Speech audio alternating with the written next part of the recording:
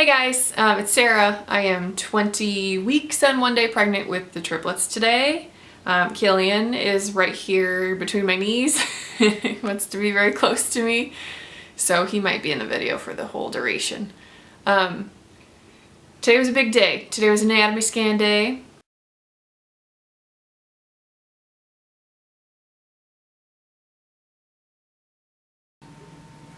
They scan the babies in order, and so I'll go A, B, C and let you find out in the same order we found out what the babies are.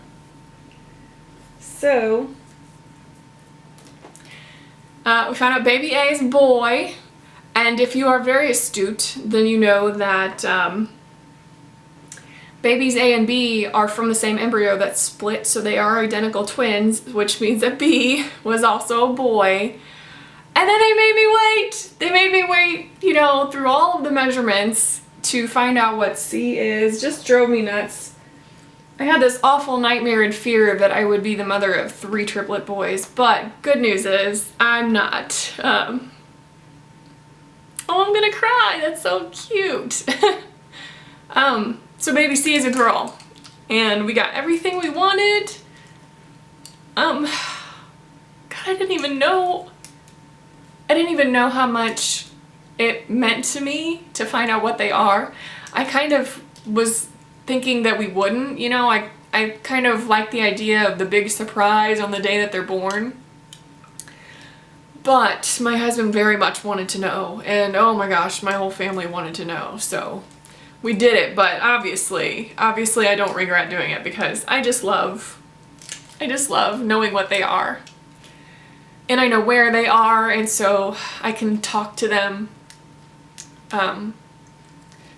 Baby girl is gonna be a bruiser. Probably my least favorite comment I have received from friends or family is, "Oh, the 2 boys are gonna protect the girl." They don't know me. If they would say that, they don't know me very well, because I was a tomboy. I went to engineering school. I design structures. I go out in the construction field and I work with the crews, and I don't need protection. I don't want like gender stereotypes put on my children before they're even born. That's just my little soapbox. I think they're gonna be awesome friends. I think they're gonna be best friends, and I look forward to seeing them make each other laugh.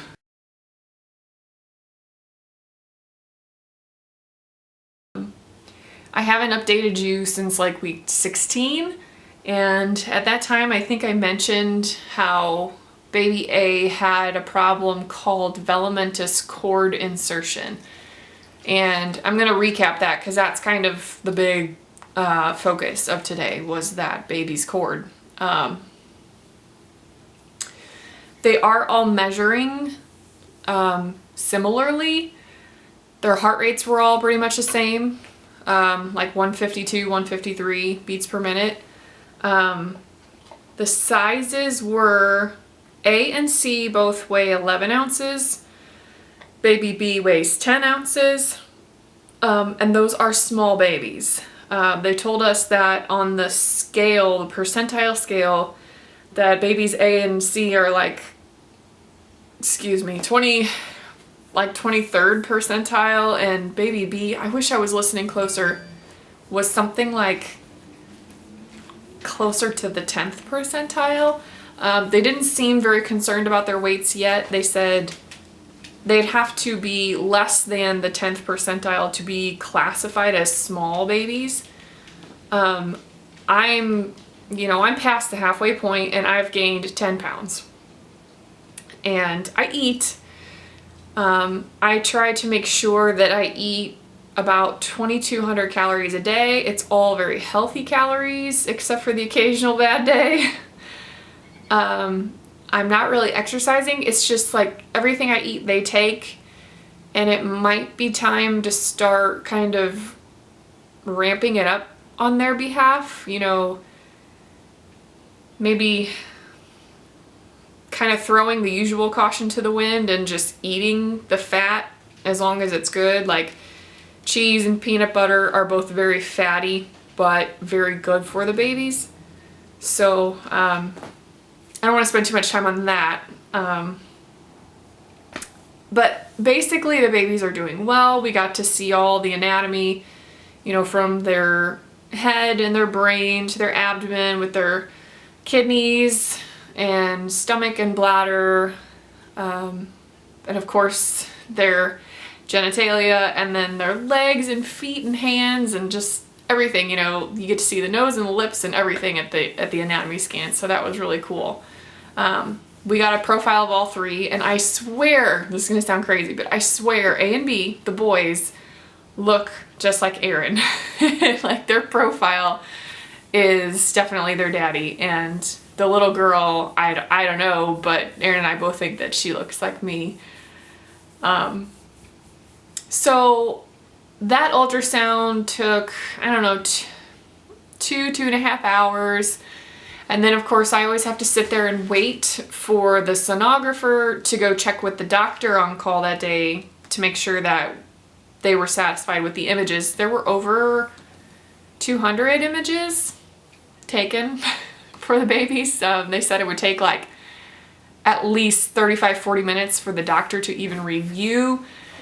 But they knew that they didn't want us to wait that long, so they said, you know, let's just focus on baby A's cord insertion, and just assume that everything else looks good because the sonographer said it did look good. So next thing we know, we're waiting for the thumbs up, and the sonographer comes back and says, well, actually they want us to go ahead and do a transvaginal ultrasound. We can measure your cervix, because I had voiced my opinion at week 20, come on guys, it's time to start measuring my cervix. They had never done that before, to my knowledge, so they made me happy with that, but really the real reason they wanted to do the transvaginal was to get closer to baby A's placenta and get a better view of the cord insertion. So just a recap on what velamentous cord insertion is. Instead of the cord attaching directly to the mass of the placenta itself, the cord attaches at some membranes that are not even like on the placenta, they're like around the placenta. Specifically, they are the amnion and the chorion membranes.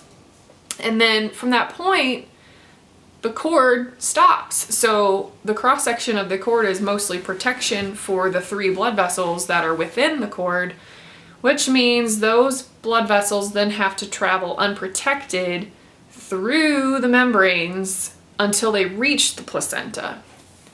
There is a further complication if the placenta is close to your cervix. As many of you probably know, a condition where the actual placenta is over the cervix is called Vasa Praevia. We do not have that, but where those cords are traveling unprotected, they travel right across the cervix. That condition is called Vasa Praevia. That got everybody very excited, and they wanted to really, really be thorough and make sure that we actually did have Vasa Praevia before they diagnosed us with it, because it's a big deal. So during the transvaginal ultrasound, the video feed was being monitored by 2 doctors in another room. And something triggered them, and one of them came in to the room. And she introduced herself. I'd never met her before. And she said, you know, I'm Dr. So-and-so. I'm sorry, I've met so many doctors. I didn't remember her name. But she started to give some direction to the sonographer about what she wanted to see. And there was an issue with baby A's head being in the way, because his little head is just right on top of my cervix. So like they were, at one point the sonographer was like pushing baby A externally, you know, away from my cervix so they could try to get a better view, but it wasn't really working. Sorry, I get out of breath really easily. What they really wanted to see is the artery that seemed to be going closest to the cervix. They wanted to listen to it for a pulse.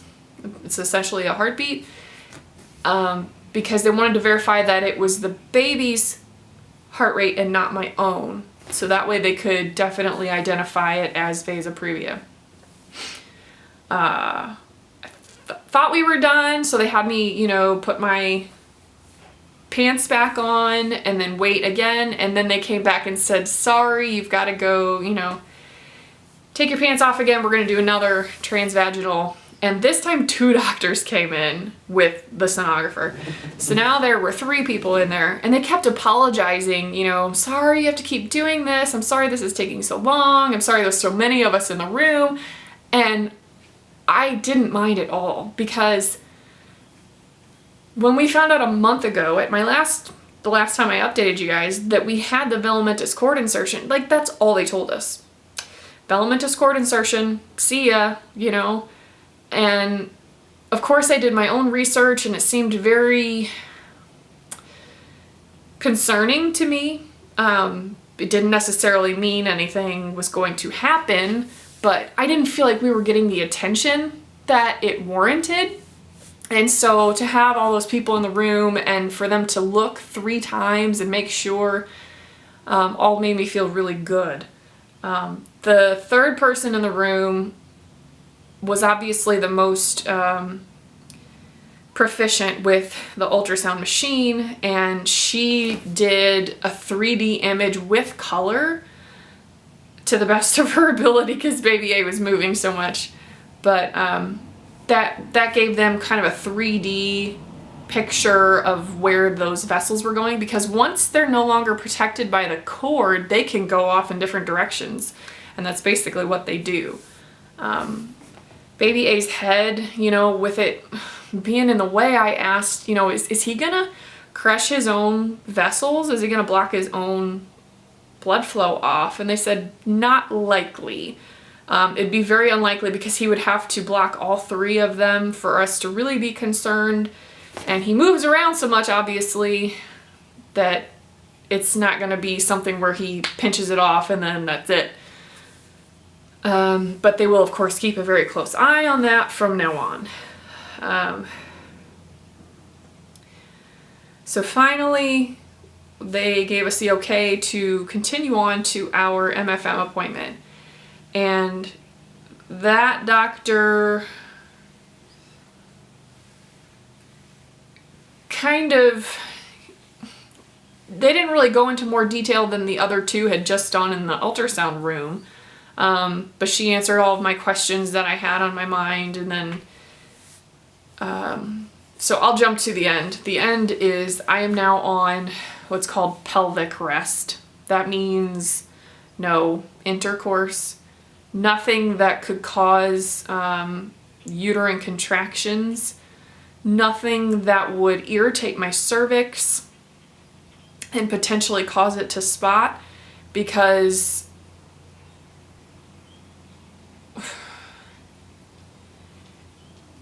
the worst of the worst case scenario is that I go into natural labor at some point, preterm labor, and if my water were to break, if I were to have contractions, there's a potential for those blood vessels to be ruptured, since they go right over the cervix, which, as we all know, opens when labor begins. So that worst case scenario would result in the baby hemorrhaging. It's fatal. The window of opportunity to get him out via emergency C-section is very small. So basically the name of the game is you're not going to go into labor. They're just not going to let it happen. And here's where I worried the crap out of my husband. Today is Monday. I'm off every Monday now. I only work 4 days a week. And that's because I've got an appointment every other Monday. Thursday. Oh, here we go. Woo, woo, woo. Can you hush? Good boy. Good boy. Thursday of last week, was the second day in a row where I had just felt awful at work. Like I didn't know how I was gonna make it through this pregnancy. I was crying at work, you know. Kind of luckily Wednesday I had forgotten my phone, or else I would have been on the phone with my mom the whole time.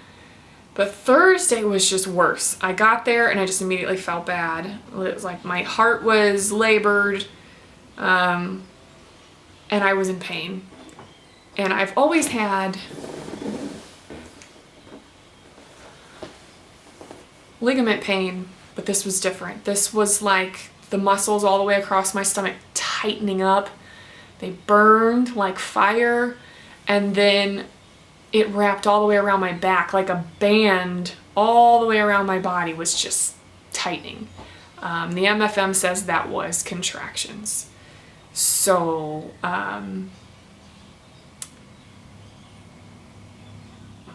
I may have to quit work soon, sooner than I anticipated. It's week 20 now. I was gonna work to week 26, but we might not make it that far, but I'm gonna do whatever's best. Husband is home.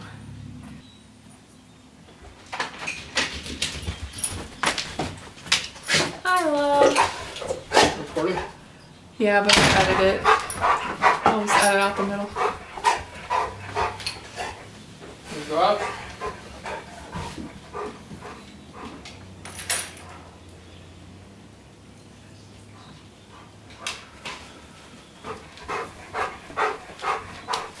What's this issue called again that we have? Vasa Praevia.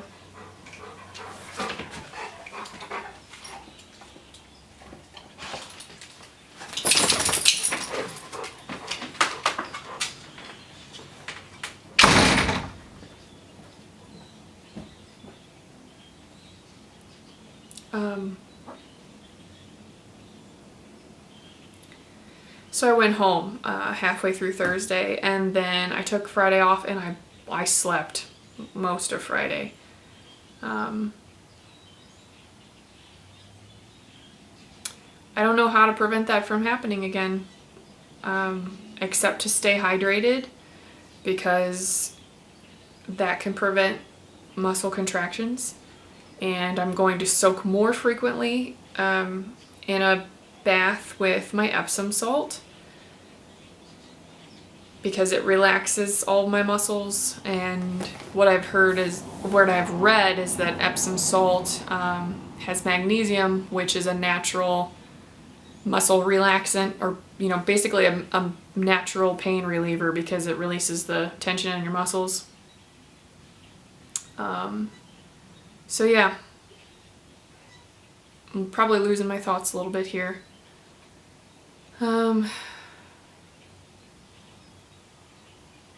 We will definitely have the C-section, because vaginal birth is out of the question.